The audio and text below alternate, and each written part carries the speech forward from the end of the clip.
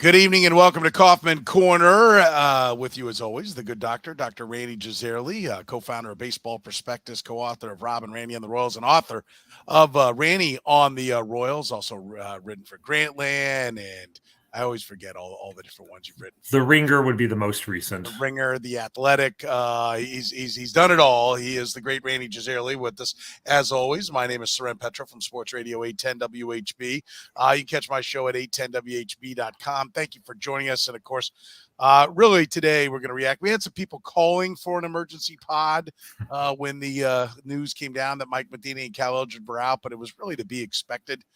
We'd kind of planned on this show being about the changes that we thought were coming. In fact, I think the unexpected would have been had there not been changes. So we will break it down. Mike Matheny being out, did he ever really have a chance at it? I want to talk about J.J.Picollo's press conference. We did a poll. Did he win or lose the press conference? I broke it down just that simple and had some interesting reactions on that front. Where do they go from here? Is it time to spend money? Paul Gibson's still around. Who are the manager candidates? A lot to get to, Rany. Let's start with just your reaction when the news came down on Thursday that Mike Matheny and Cal Eldred were out as the manager and pitching coach. Well, the deed is done, my friend. We've been talking about this all season long, pretty much since late April. We felt like it was a foregone conclusion that Cal Eldred would not be back. And you have to give J.J.Picollo at least some credit for decisiveness. I believe the final game of the season ended around 6:15 Central Time, and I think the press release that both of the men were fired came around 9:45 or 10. It was less than 4 hours after last pitch, and they were in Cleveland, mind you. So they had to wrap up the game, get to the airport, fly back home, and pretty much the moment wheels touched down, the release came, which makes me think that both of these men knew before the final game of the season what was waiting for them. So I'll give him credit for that. But also, let's not forget, Mike Matheny being gone was not a foregone conclusion. That was as recently as a week ago.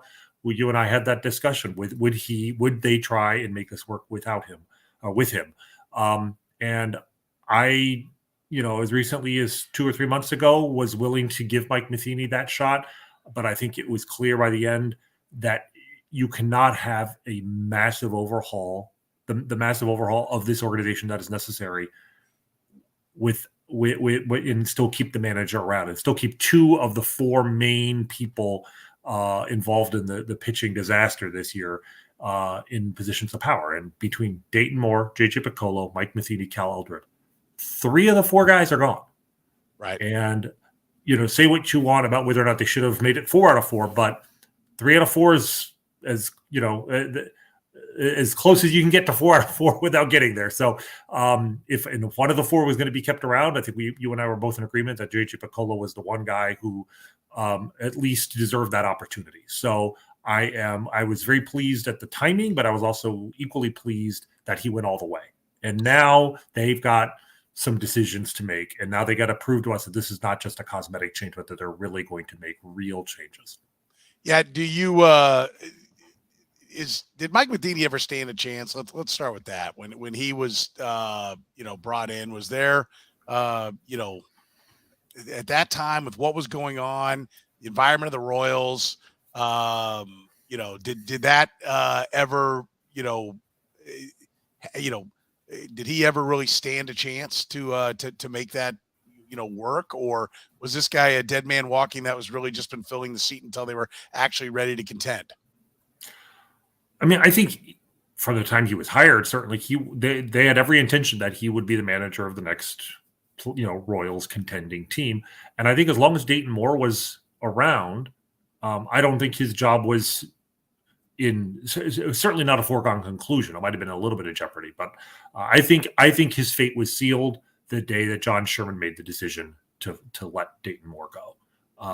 It wasn't simply that he lost maybe his biggest defender in Dayton Moore, but that I have no doubt John Sherman made it clear to the next man up, J.J.Picollo, that if you're going to keep the job, it's with the stipulation that there are going to be wholesale changes everywhere else. And 3 seasons in, Mike Matheny had not made the Royals any better than when he started. I mean, they were 26-34 in his first season. It's a better winning percentage. I actually think their winning percentage went down both of the years following his first year. Certainly was worse this year than it was in 2020. They were going backwards, and he had earned that firing. And I think that once Dayton Moore was gone, Mike Matheny was probably as good as gone too. See, I'll object. I mean, I don't mind that they're making a change. To me, they talked about exit interviews, and some people kind of came away from J.J.Picollo's press conference thinking that what ultimately was the difference in him being let go was, the conversations they had with players afterwards. I don't think that was all of it. I don't think it. I think it may have been able to save the day, but I think when you're losing, what did Mike Matheny do wrong? Right? Like the word is like, oh, he'd lost the clubhouse, or he, he wasn't, he's handed guys that can't perform. What do they want? Like you're going to go ask a bunch of guys who underperformed, is that, who was the problem? Well, of course it was the manager, right? So like, I don't object to the firing, but I think it's okay for it to be time for a change, but to say that the man never had a chance. I don't think he ever had a chance. I think the roster was eminently flawed. I think the development is flawed. And I think the reason why it's important to get your arms around this, if you're J.J.Picollo, if you're John Sherman, is because if you think it's fixed because he's gone, and if you think it's fixed because Cal Eldred's gone, because right now those are really the only moves. Dayton Moore is gone, right? Okay, so that changes. So that you are right. 3 of the top 4 pieces, or 3 of the top 5, if you want to put hitting and pitching coach together, have changed out. But I mean, the idea, I would like to have heard that, like, listen, sometimes you just need a new voice, a new, a breath of fresh air, because I don't see where Mike Matheny ever had a chance, and I don't see the things that Mike Matheny did that were glaringly wrong. He modernized the batting order with MJ Melendez towards the top. He was, he'd throw Scott Barlow into high leverage situations. He was given nothing to work with. Like, who was going to take that roster and do any better? I will agree with you to a point, which is that from a tactical standpoint, from a fantasy manager standpoint, building lineups, bullpen management, sort of the things you do between 7 p.m. and 10 p.m. Mike Matheny was significantly better than he was in St. Louis, and better than I expected. He did use his bullpen more creatively than he had before, using Barlow, like I said, in the 8th inning, using Barlow to get more than 3 outs. I think Barlow tied the Royals record with 9 saves this year of more than 3 outs.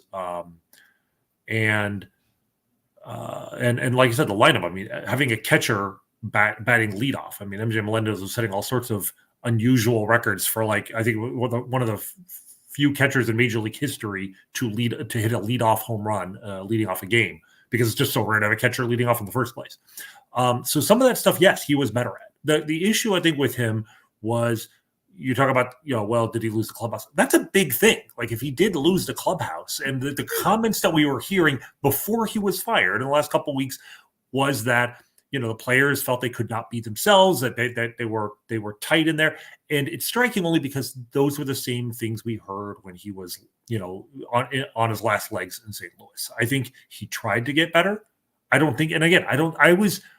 he would be an abject disaster in Kansas City. And I'm pleased to say that I was wrong insofar that he wasn't terrible.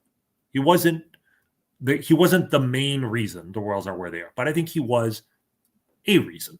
And I don't think he was part of the solution. And I think, to me, the Royals letting him go is sending a message that if you're not part of the solution, you're part of the problem. And I do think on some level that's where the organization needs to be. I would go so far as to say that if he was the reason why Cal Eldred was given a 4th and a 5th season in a Royals uniform, that's reason enough. Yes. Right. If I don't know if that's the case, but absolutely. Yeah. I mean, he certainly didn't say get rid of him. And we saw, and maybe Mike Matheny had different power and control than Ned Yost, but Ned Yost changed his coaching staff. He sent Kevin Seitzer packing, which I still think was a bad move. But he had control. So we can only be left to conclude that Mike Matheny was on board with Cal Eldred being here. And well after it was clear Cal Eldred was yes. part of the problem. That's the thing. I mean, on some level, I think Mike Matheny signed his death warrant as manager when he let Cal Eldred come back for another season this year. I mean, the entire disaster of this season, I think we can pinpoint the moment that it all went downhill, and that was the moment they announced their coaching staff for the 2022 season, and Cal Eldred was smack dab in the middle of it as pitching coach. I want to share something with you, please. Which it's a giving environment. Share with us, Rany. The season's over. It's Festivus season. Where the sharing of grievances has begun. No, last week I shared you one of my favorite stats of the season with respect to the hitters. But I may have actually come up with a more incredible statistic, but not a positive one. This is a negative one. That the Royals finished the season for most of September. They were dead last in hits allowed, walks allowed, runs allowed, but they were just slightly ahead of the Tigers in strikeouts as a pitching staff. But the Tigers nipped them at the finish line. The Royals ended up, I think, 4 strikeouts behind the Tigers, dead last in the American League in strikeouts. And think about it. Do you know how rare it is for a pitching staff to have both the most walks and the fewest strikeouts? That in itself is extremely rare because the teams, generally teams that have the worst command are teams that have power pitchers. They're focused on guys with high velocity and willing to trade walks for strikeouts. So to do both of those at the league worst level is rare. But you throw in home runs and walks, and hits. You're dead last in all of those categories. I went back through American League history all the way back to 1955. I found only one other team in the American League in the last 67 seasons that had the worst pitching staff in the league in all 4 of those categories: hits, runs, walks, strikeouts. Do you want to take a guess at what that team was? I mean, is it one of the Royals' 100 lost teams? Soren, my friend, the only other team to have ever done this was the 2006 Kansas City Royals, meaning the team that got Dayton Moore hired, and now the team that got Dayton Moore fired. And I cannot think of a more succinct summation of the fact that 16 years later, we've come full circle, and that Dayton Moore, who was hired to take over the worst pitching staff in baseball, left the organization no better than he found it. And yes, there were some incredible highs in between. But if you want to make the argument for why he had to be let go and how ultimately he did not succeed in changing the culture, changing the foundation of the organization for a man who came in and saying pitching is the currency of baseball and left them as bereft in pitching as he found it, that's just a very sad indictment. And that is ultimately why we are having this conversation and why Cal Eldred and Mike Matheny were shown the door as well as him. I think, the question that everybody has, and has been put a couple of ways, here, how is Paul Gibson still here? That's what Catman said. There's another one here. I like this one from Matt by J.J. firing Eldred, Matheny only, keeping everyone else in the organization intact. He's putting all the blame on Matheny and Eldred. We all know the organization's pitching issues are deeper. There are reports that are out there. In fact, in the Athletic, Andy McCullough in his piece said that he believes that, where was it? It was picked up on. I should have had the quote ready. I apologize. I don't, but it said something to the effect that there are rumblings within the organization that more changes are to come. So if that's the case, and Andy McCullough is a veteran guy, obviously covered this team in the past. If that's the case, then I think some of these comments that we're seeing now we'd say, okay, I got it. They made some changes, but he made a point. J.J.Picollo did at his press conference on Thursday to say, Paul Gibson will be where he's at. I don't know. It definitely shortens the timeline on how much patience you'll have with him. Correct? I mean, because I'll give you another one. I thought one of the biggest moments of the press conference was a question that Danny Klingscale, who if you listen to my radio show at 810whb.com, comes on every Friday at 3. Danny was there. I was on the air, so I wasn't at the press conference because I was doing the show. But J.J.Picollo said, this is a team that we thought could contend, and hence we're making changes, right? Then later on, he was asked like how long till you can contend, and he said, well, from 97 losses, it's pretty tough to win 90 games, right? He said it's not impossible, but it's pretty tough. And Danny then came around and said, look, and Danny pointed out on Friday with me that he said, by the time I got my hand up, I was like 8 more questions before I could get it in. He said it was, kind of separated for a while. He's like, which team is this? Is this the team that should have been contending, and that's why you're firing Mike Matheny and Cal Eldred? Or is this a team that's 2 or 3 years away? Because it seems like you're labeling it as two different things. One, we're making changes because these guys didn't get it done with the materials that were here to win with. And then later on, when it's like, okay, when are you guys going to make this thing happen? You can't go from 97 losses to 90 wins. How do you get your arms around that? So the charitable way to look at this, the empathetic way, I'm trying to put myself in JJ's shoes, is the way you thread the needle there is to say that this season was so bad that, yes, we came into the season with high expectations that we could actually contend. Not only was it a failure on that level, but the failure was so profound that it made us reevaluate what we thought we knew about this team. Like, not only was this a disappointing season, but the amount of talent that we have turns out to be a lot less than we thought. I mean, there is a way to reconcile those two views. Now, the problem with that is then that makes for a really disaster season. And then the obvious question is, well, is J.J.Picollo, who was part of that disastrous season, the man to turn this around? I mean, if you had brought in a completely new GM, he could say whatever he wants, and it wouldn't any conflict between a new general manager's words and the previous general manager's words, you could throw on the previous general manager just being bad at his job, right? But this is the same guy who was in this position a year ago. At the same time, you don't want to throw good money after bad. You want to accept a sunk cost, and I don't want. If the reality is that JJ realizes the team is not as good as he thought it was, I'd much rather he admit that now than continue to be in denial. Denial seemed to be a hallmark of his predecessor on some level, is that just refusing to admit it. I will give him credit for at least not saying, well, I think we are 4 or 5 years away. The other thing that always rankled me with his predecessor was simply the timelines just seemed unnecessarily long. To say, it's hard to go from 97 losses to 90 wins, not impossible, but like even leaving the door open a little bit, that's a fair statement. 1 year might be too much. 2 years, I don't think is too much. And I think when we talk about the length of his rope with John Sherman, I think you and I both said, they have to show progress in 1 year. They should be in contention in 2. And in 2 years, unlike most new general managers, 2 years might be the limit. If he's not showing progress, he's out the door. 2014 Houston Astros were 70-92, slightly better than this ball club. The next year they were 86-76 and lost a divisional series in 5 games, went the distance against the Kansas City Royals. And really, many people in Houston will probably tell you they should have won that series against the Kansas City Royals. That's the biggest turnaround off the top of my head that comes to mind immediately, was that they were able to improve by 16 wins. But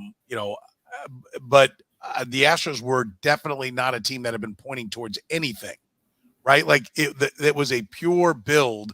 They'd lost 106, 107, 111, and then those 92.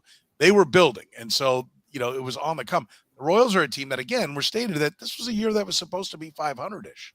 And I'm fine to be like, okay, we missed our mark. Or if you want to say, I think we come back around to what we talked about. It's all Cal Eldred's fault. We drafted the right people.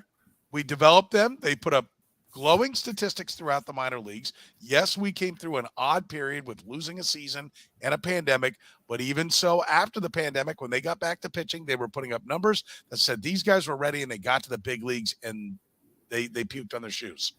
Like, that's got to be, and again, that comes back to at some point information I would think would leak out where J.J.Picollo says, or maybe not J.J., but somebody in the organization says Dayton Moore was a human shield. I mean, there were people in this organization that were saying he's not doing what we're telling him to do. Remember, that's what got Terry Bradshaw fired. The word was that they had hitting systems in place that were not being, like, maybe Paul Gibson should be the pitching coach. Because if he's not gone, then he has the right idea. It just wasn't being implemented at the big league level. And so that's what gets, and furthermore, J.J.Picollo said that, when asked, would the pitching coach, whoever's brought in, be in charge of what's going on in the minor leagues? Is his systems and his approach to preparing going to be what's used? And he said, no, he's going to focus on the big league level. It's too much for him to be trying to coordinate what's going on in the minors, which, okay, I get it. But I mean, I think that's somewhat just sidestepping what the point of the question was. And that is, are you going to be in sync from bottom to top? Because that's where they're sitting right now. That's the only possible conclusion you could have is that they're saying that, no, when we got to the top, we lost our head and we didn't do the things that we've been preparing our pitchers to do. That's and listen, I like J.J.Picollo. I'm rooting for J.J.Picollo. I'm in wait and see mode with J.J.Picollo. I want to see, is like, oh wow, here's the analytics guy, the second in command analytics guy from the Rays, and he hired this guy from the Guardians, and this guy came from the Dodgers. Okay, all right, let's see this all get put together. Those are organizations that know how to pitch. But just come back at it. We'll get to the names of managers here in a second. I almost believe it. I think Vance Wilson and Pedro Grafal, who are the in-house candidates, are certainly qualified candidates. I don't see how, with the lack of terminations that came with this round, that you could possibly put either one of those people in charge. Yeah, I agree. So you covered a lot of ground. Let me go back. Let me go take those one by one. Yes, like it certainly is possible. There have been examples of teams in the past that have gone from where the Royals are to, if not 90 wins. You mentioned that the Astros won 86 games and went to the division series.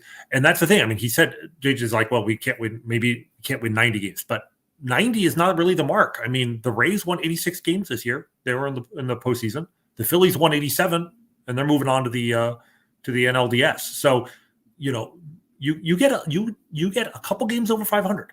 If you build a team that on paper is 500 and you get a few lucky breaks, you are going to be, at the very least, going to be, in mathematical contention into the final 4 or 5 days of the season. And if the Royals are mathematically alive with 5 games left next year, I think it'll be hard to call that a failure. So there absolutely is a way for them to be competitive, even if they don't get to 90 wins. But having said that, if you look at the kinds of teams in baseball history that have gone from where the Royals are to 90 or 95 wins, even, it's very early in the offseason. Obviously, nothing's actually happened, but I think a lot of those teams, the Royals share some of the characteristics of those teams already, which is they are in the process of dramatically overhauling things, and that they have a strong core of young hitters that have the potential to take a step forward next year. But the pitching staff has been a disaster, and that pitching staff was not helped by its defense this year. And that's something we've talked about a little bit, but I think that's something that maybe the public perception is still that the Royals had a good defense, and they kind of really didn't. But there are some easy things they can do to improve the defense. Also, the pitching, there has to be some regression to the mean, even if they didn't do anything. But if they put these processes in place, like this is there's the first quarter of the recipe for an absolute miracle season here already. Matt already hit on it in the comments, but the 1990 Atlanta Braves also went 65 and 97. Exact same record. One of the sort of absolute quintessential models of miracle team moving forward. Obviously, there's a connection with the Royals, both because Dayton Moore and J.J.Picollo came from that the Braves dynasty that came from that team, but also John Schuerholz, who was the general manager who led that team to 95 wins and the World Series the following year, was the Royals general manager before he left, I think, after the 1990 season. So one of the things that the Braves did between 1990 and 1991, they had some very talented pitchers. They had John Smoltz. They had Tom Glavine. Tom Glavine was not a very good pitcher in 1990. 4.28 ERA, which was a below average ERA. I mean, okay, Daniel Lynch is not Tom Glavine, but like Tom Glavine at that time was not looked at that much better than Daniel Lynch is, or certainly Daniel Lynch was a year ago. I mean, the point is that there is a lot of pitching talent on this team right now that if they get the proper coaching and if things come together, could take a big leap forward. So I am certainly not ruling out a playoff spot for next year. But how do they get there? You mentioned Paul Gibson. Paul Gibson was hired around the same time as Alex Zumwalt and Drew Saylor, and I heard some of the same things, that he was coming in with modern processes, that he was going to implement changes. And for whatever reason, that has not worked out at the minor league level. The one thing that Cal Eldred cannot be held responsible for this year is that the minor league pitching results were almost as disastrous as the major league ones. So there has to be more than just making Paul Gibson into a more prominent member of the organization, because his track record this year wasn't much better than Cal Eldred's. Right. I want to back up to what you said about Daniel Lynch is not Tom Glavine. Why? Daniel Lynch was drafted higher than Tom Glavine was. Tom Glavine was a second-round pick of the Braves. Tom Glavine stood 6 feet tall and was 175 pounds. Why is Daniel Lynch not Tom Glavine? Now, I get it. Greg Maddux is not. Trust me, when you see Greg Maddux walk over at a golf course, which I've seen at the American Century Championships, you'll be like, "Is this a beer chugging champ?" He's the caddy. Yeah, I mean, he's the before picture. Trust me, and not an imposing guy. So I get it. Just height, strength, all those things. There's a lot more to it in pitching. But my point is, like, we've been over it for years. This town has talked about the fact that the fans of this ball club have talked about the fact, and yes, Cameron is right. This is a good point. Daniel Lynch never played hockey, which was instrumental in Tom Glavine's. You're the man, Cam. But for years we've discussed that there's just no pitching developed. In 16 years, should be an all-star pitcher. And there has not been one. And only 3 real starters of note. Brady Singer, thankfully, is on the scene and had a fine season. And that's the one success story that's there. But, Daniel Lynch was the guy that immediately Keith Law jumped on as having the upside. I mean, no, there should be a Tom Glavine. And fire the scouts. Like that's what I want to hear. Like somewhere there's a disconnect. We can talk all we want about pitching, but if you're not making major changes there, I want to know what scouts are out.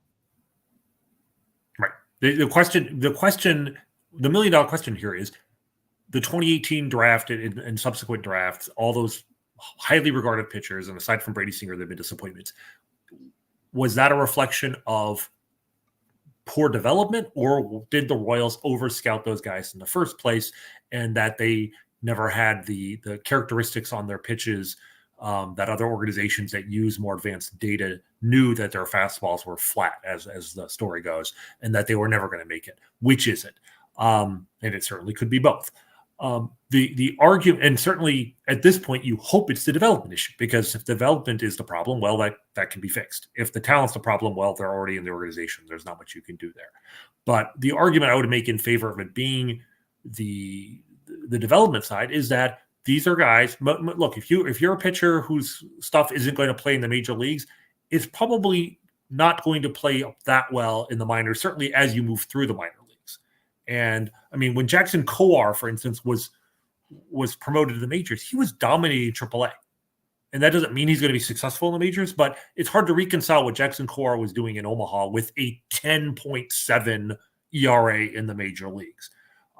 It would be a little bit strange to be that capable of overwhelming minor league hitters, not college hitters, but high, AAA hitters, and yet be completely helpless at the major league level. That to me seems like an inability to adjust to what major league hitters are capable of, and that's a coaching and development thing more than a scouting thing. Daniel Lynch was also quite dominant at times in AAA. Lynch has been bad. His numbers are salvageable. You make the point. Tom Glavine. When I say he's not Tom Glavine, I'm referring to what Tom Glavine came into. But sure. Tom Glavine at that time, the one thing I'll say for him is he had been in the majors for 3 seasons. I think had made like 30 starts in a row 3 years ago. He got to the majors at a young age. But I mean, he was a below average ERA. His ERA plus was under 100 in each of his first 4 years in the major leagues. And then in 1991, the Braves dramatically upgraded their defense, and lo and behold, their pitchers got a heck of a lot better. And Tom Glavine, who was very dependent on his defense, he was not a power pitcher, not a strikeout guy, he was a finesse guy, suddenly became an elite guy. The Braves, the big move that they made, the one big addition they made to the organization between 1990 and 1991 was signing Terry Pendleton, who was a good glove, no-hit third baseman that went out and shocked the world by hitting, I think, 319 with 22 home runs and winning the MVP award for the Braves in 1991. And at the time, I can tell you that we thought this was the analytics community thought it was a travesty that Barry Bonds didn't win.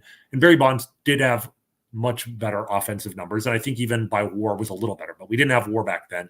The thing we did not appreciate at that time was just how good Terry Pendleton's defense was. He was like a plus 15, plus 20 defender at third base.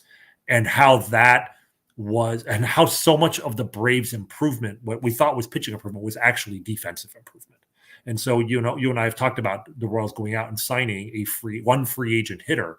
And I really feel like finding a free agent hitter that simultaneously improves the offense, but also gives them a defensive upgrade somewhere, could be a huge part of a real, miracle season next year.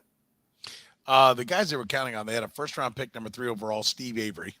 Like before Greg Maddux got there, it was sure. And Avery was dominant before, but he threw too many innings at too young an age. We didn't protect pitchers back then like we do now, and hurt his arm.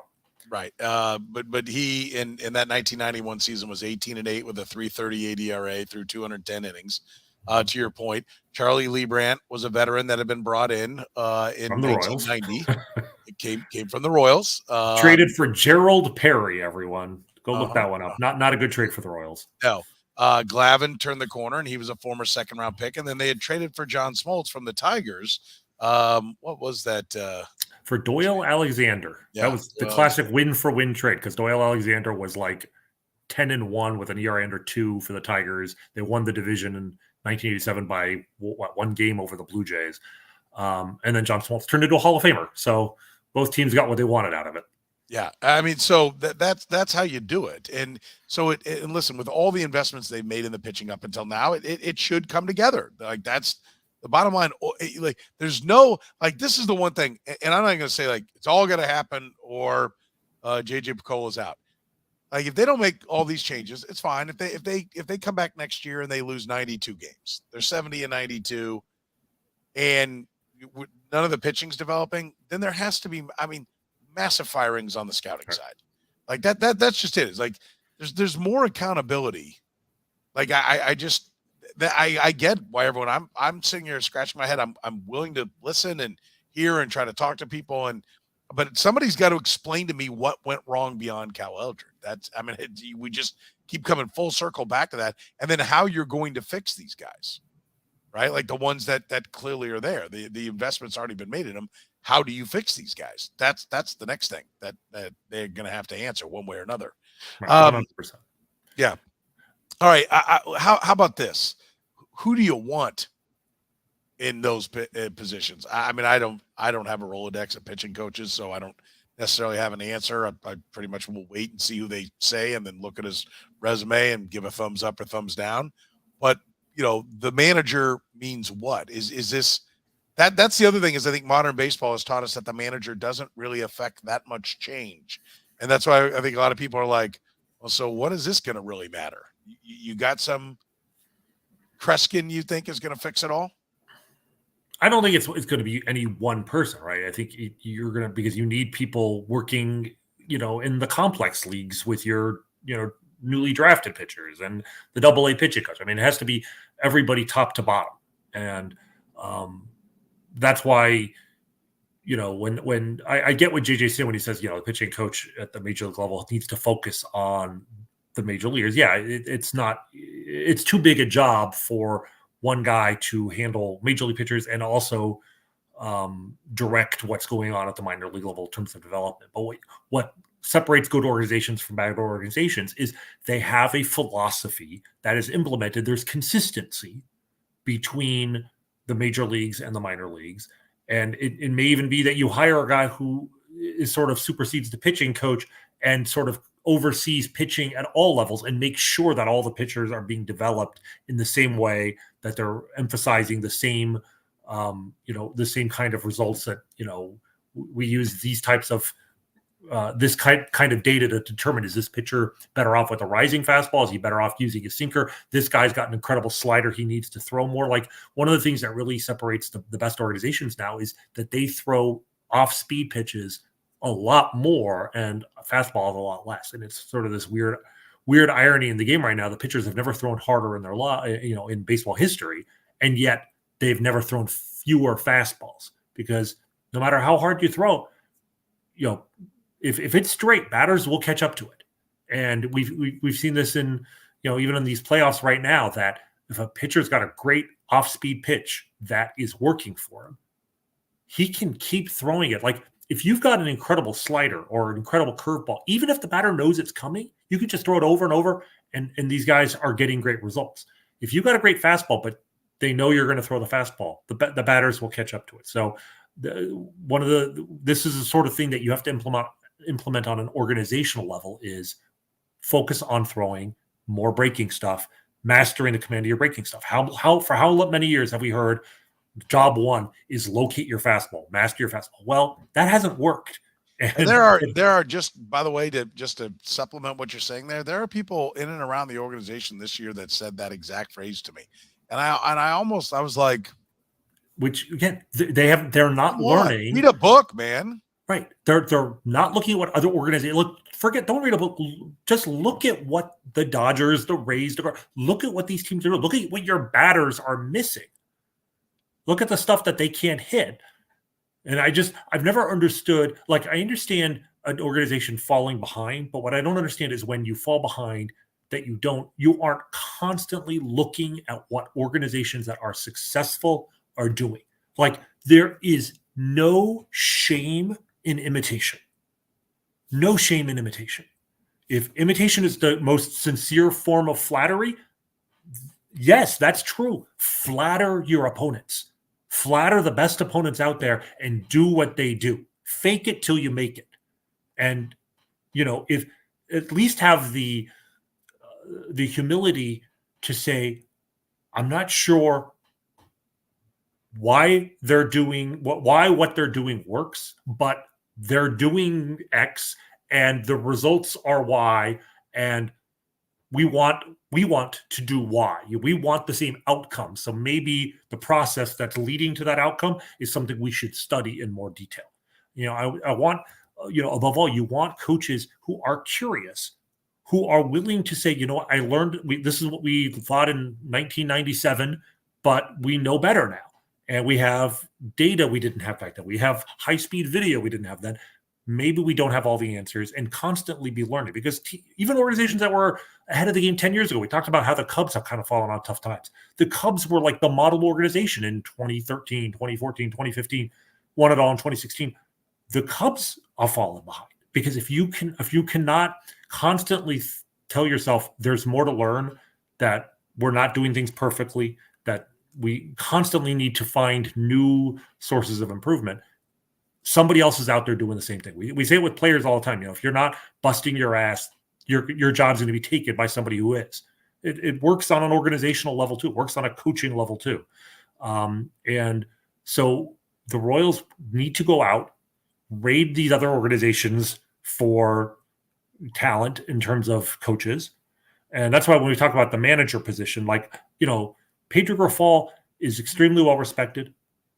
if you had to hire a manager from within the organization, I think Pedro Grifol would be the obvious answer. And it's not his fault necessarily the organization is where they are. And we're actually hearing that he's interviewing for managerial positions. I think the Marlins have interviewed him, and if he gets that job, more power to him. It's not his fault, but that he is not the best fit for the Royals right now. But he's not, because the Royals need a fresh point of view in prominent positions. So if they're not going to have that at the GM level, that they have to have that at the manager level. I love Pedro Grifol, and I would, if I were Pedro Grifol's agent, I would tell him to get the hell out of Kansas City. Like, you need to go someplace else, because your resume, even if it's not a manager's job someplace else, go somewhere else. It's like Eric Bieniemy with the Kansas City Chiefs. This is not launching you. Go get a new diving board with more spring, because it ain't happening in Kansas City. But from a Kansas City perspective, it's one of two things. I don't know how he could be. He's a commonality to the disappointment, right? Like, everybody loves Pedro Grifol. Yeah, but they're losers. Yeah, but I mean, there's only so much one person can do. I mean, Mike Trout is Mike Trout, and the Angels are losers. I don't think that's his fault. I'm just saying, though. I don't think there's any kind of apples. That is apples to grapes when you say a player to a guy that's part of. I'm just saying, you can be good at your job and still be part of an organization that is bad. I'm going to tell you. I'll give you an example of why he can't get the job. I'll give you a specific conversation I had with him. And again, I love the guy, and I think he might be able to be a top shelf manager. But here's why he can't be here. I sat there. I talked to him about. I brought him on to talk about him being the translator, right? And he actually got grandfathered in, because the translator is supposed to be somebody that's independent, right? So that you get true translations. Like, this is a new thing within organizations, that they had to go find a translator. It had to be somebody outside, and somebody who did not answer to the organization, unless you had a guy. There was this little. Basically, I called it the Pedro Grifol loophole, because I think there was only him and one other guy that got grandfathered into this thing. And so I was curious, and I sat him down at spring training. Loved the conversation. Like I said, great baseball guy. I said, hey, I had some people translate some things, and your translations weren't quite exactly on the up and up. Like, you kind of left some things out. And I think it was before Yordano Ventura had passed. And he's like, well, sometimes the guys are kind of fired up after the game, and they say some things they shouldn't. So I kind of help them out. What? Like, I get why you would do it. I can't believe you just said it. And so to that, my point is this: the coddled part of this organization is real. Somebody's really going to have to sit me down, and I'm trying to reach out to people for conversations, and it's a busy time. I'm certainly not like, haven't been blown off, but I when they're doing a lot of things now, it might be a month or two. Right. Before I frankly, I want them to be busy right now. Exactly. Like, they need to get 100%. Ahead of the winter rush. Yes. So I'm not. This is not. But I hope to have conversations, and I've had some, and I get the feeling that there are those that are still there that are of the opinion that a tougher hand could have been used within this organization, because that is part of why Yordano Ventura went on and on and on, because the wake-up call never came, because they kept making excuses for him. And he was a part of that culture within this organization. Now, if those were the orders he was given by Dayton Moore, this is how you handle the guys and look out for them and take care of them. I mean, then the man did the job, but I don't know how that part of the equation, that's just a mindset that this organization has had, in my opinion, a player's GM. Right? Like, we always talk in football, yes, that's a good and way in managers, and in baseball, you got a player's coach, or you got a disciplinarian. They need a disciplinarian. They need someone to kick somebody in the ass and say that's not good enough. Well, the nature of, I can certainly, I can't speak for other sports, but certainly in if you look at baseball history, teams that change the manager generally that suddenly see a dramatic improvement almost like immediately is teams that go from a player's manager, a loose hand, a lackadaisical hand, to a disciplinarian, or a team that goes from a disciplinarian to a player's manager. Like sometimes you need that wake up call in either direction, because if you have a player's manager for too long, the players lose the discipline necessary to perform at their highest level. If you have a disciplinarian for too long, the players become bitter and jaded and start to look out for themselves and don't start to think from a team concept. And so yo-yoing back and forth sometimes is almost necessary. And that's why the very best managers sort of manage to do both, right? The one, you look at the managers who are successful for 10, 20 years, it's usually guys who know when to push a player and come down hard on them, but also know when to back off and let them be themselves. And I think at his best, Ned Yost, had some of those qualities, which I think got him through the early years of his career when tactically he was still kind of a detriment. Yeah, exactly. The quote there of the famous Tony Muser quote, "I like to see him go out and pound tequila rather than cookies and milk." That's where the problem is the Royals have sort of been in that mode for the last 20 years, where it's all cookies and milk. I don't necessarily know if you want them to pound tequila, but you want them to have a little bit of an edge. And I think the Royals, when they were winning those pennants, you had guys like Mike Moustakis who gave them a little bit more of an edge, that kept the other players in line. I think that was one of the things that Moustakis and some of the other guys were capable of doing. I don't know who that is in that clubhouse right now. The clubhouse right now is a bunch of young kids, which is great. They're moldable, right? They just need some guidance. But I do think a firmer hand is necessary.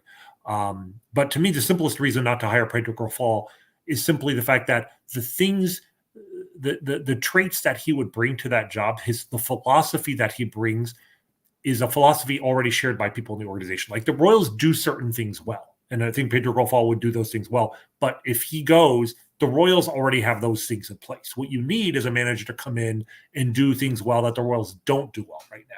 And the only way to do that is to go outside the organization. So you got a list? You got some names? I know Andy McCullough, will give some credit to The Athletic again, put together a list, that I thought was a pretty solid one. I talked with some folks down in Houston about Joe Espada, the Houston bench coach. Sounded like he's about ready to be the Astros manager. Right. That's the concern there. If Dusty Baker is probably, might come back for one more year, but it would be hard to give up that position if you're in line for that very soon. You got a guy? No, well, I was going to say, the list that he put together is very good. To me, it's the identity of the person. I don't know these guys well enough to say this guy is the guy I want, but it's the organization. I want a guy who has the experience of working in organizations that bring things to the table that the Royals don't. And the name that stands out from this list that McCullough put together is Matt Quatraro, and I hope I'm saying that right, who was the Tampa Bay bench coach. This is a guy who's, bench coach for the Rays. Kevin Cash, really shrewd manager. I think, working alongside him would be an asset. And before that, he was on Terry Francona's staff in Cleveland.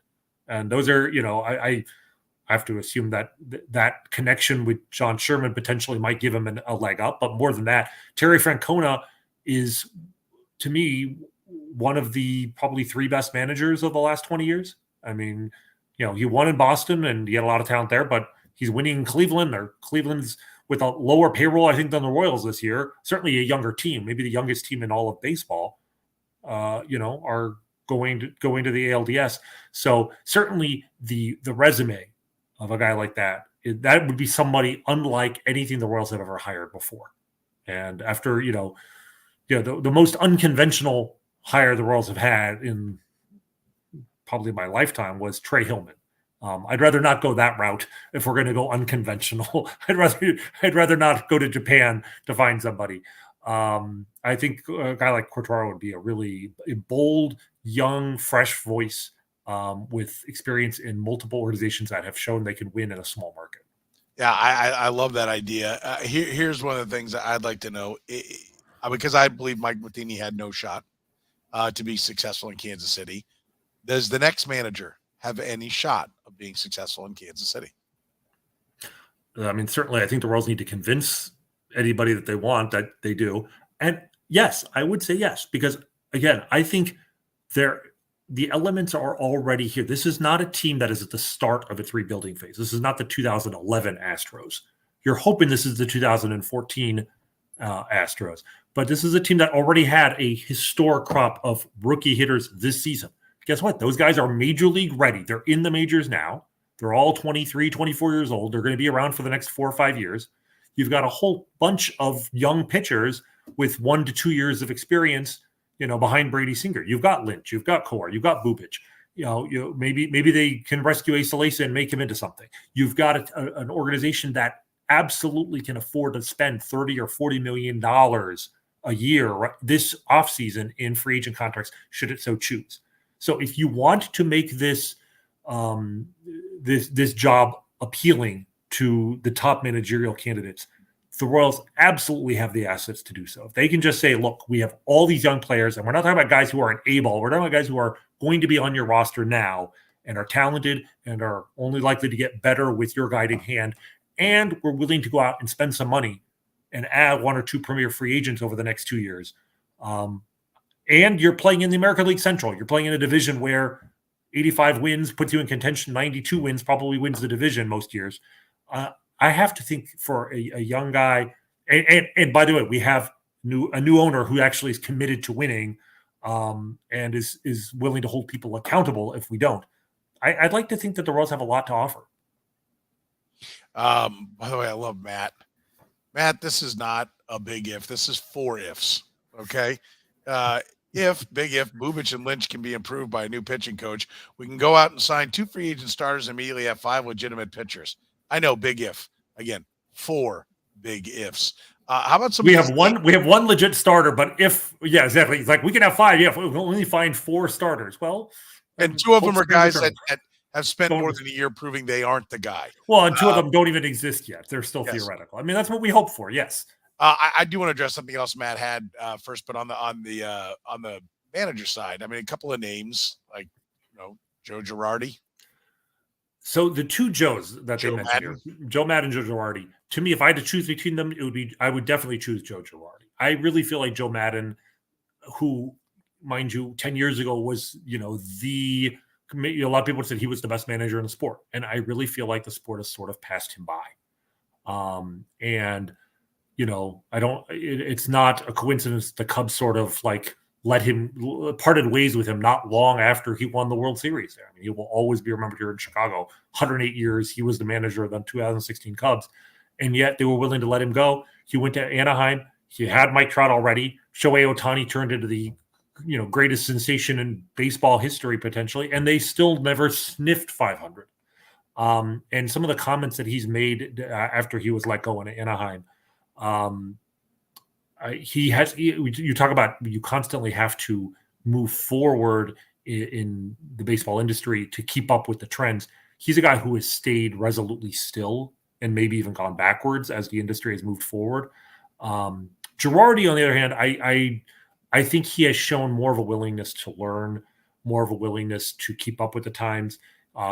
It's easy to say, well, the Yankees, it was so easy to win there, but there was a period in there from like 2011 to 2014. The Yankees had he kept it together with smoke and mirrors, and that team was outscored a couple of those years and never went under 500. So I'd like Joe Girardi as a tactical manager. I think he's definitely more of a disciplinarian type, but I wonder. It's weird because on the one hand, we talk about the Royals coddling their players. On the other hand, Mike Matheny made them feel like, the clubhouse is wound too tight. I worry that bringing in Joe Girardi might not help that dynamic. So I feel like a young guy is the way to go, really. There's no doubt that letting Girardi go worked in Philly. Yeah, I mean, that's the other thing is that was wrong. I'm a big Girardi fan.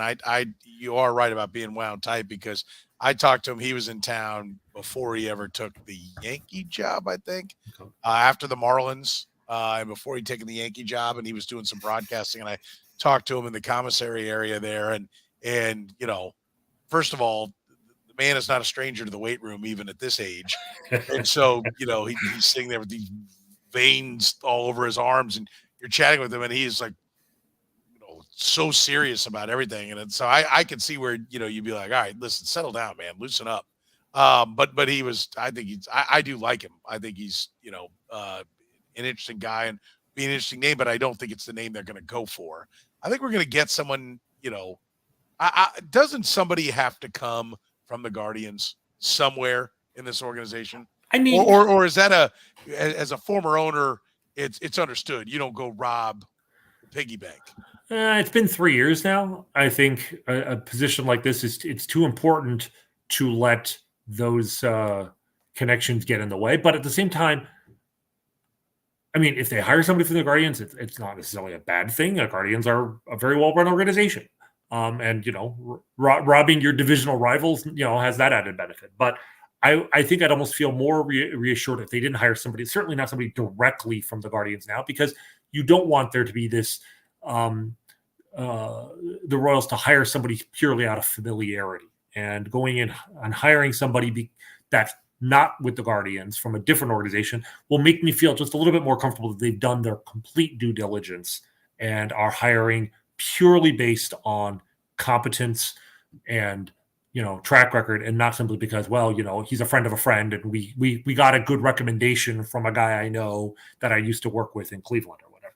That doesn't mean it'll work. I mean, I think back to when the Chiefs went out and we're letting Carl Peterson go, and it's time to hire the best, the most well-respected guy in football, and that's Scott Pioli. So it can still be a disaster if you go that route, but the process of hiring the best guy, irrespective of organization, is what I would respect and what I would trust that process more than anything else. So as we sit here right now, early look, we don't know what trades, we don't know what free agency, we don't know what other front office moves are going to be made. We don't know who the manager is or who the pitching coach is. What's the upside as you sit here for the 23 Royals? Yes, this is me talking, and the last person you should be relying on for objective and sober reflection, certainly during the offseason of the Kansas City Royals. Don't drink. We can get sober reflection from you. Fair enough. I find somehow I find a way to neither be drunk nor sober. But I truly believe if the Royals bring in multiple people from outside the organization to fix the pitching, right? And bring in a manager, a young guy with new ideas, but who also has shown an ability to, handle a clubhouse. You don't want to bring in a young guy with no experience running a clubhouse that might come in with newfangled ideas, but lose the clubhouse right away. There is a balance there, but somebody with experience as a coach at the major league level, dealing with major league athletes. If you nail the personnel hirings and the Royals sign at least one top tier free agent, ideally two, they have the money to do it, but certainly at least one. The upside of this team is that we're going into September next year, and they are absolutely in the thick of a playoff race. And again, there are 12 playoff teams. That's really not as impressive as it sounds. But you can't be there unless you're above 500. And I think that there is an upside here that if they fix some of the pitching, add one good player to the roster, that they are an 85-win caliber team next year. And that puts you absolutely in playoff contention late into the season. Yeah, I love your Scott Pioli analogy. 4-time front office man of the year. That was great. And Matt, of course, always firing zingers. 99 Cleveland Zoo students were over the moon. Quinn Snyder hiring and didn't want Bill Self. Right? I mean, listen, it all looked good on paper. I'm with you. I've used those all the time. There's nothing wrong with those hires. They just didn't work. They're quality. Right. And here's the thing. As much as we make fun of, at the time, how disastrous the Scott Pioli hiring was, but the process, Clark Hunt, the process was right. Yes.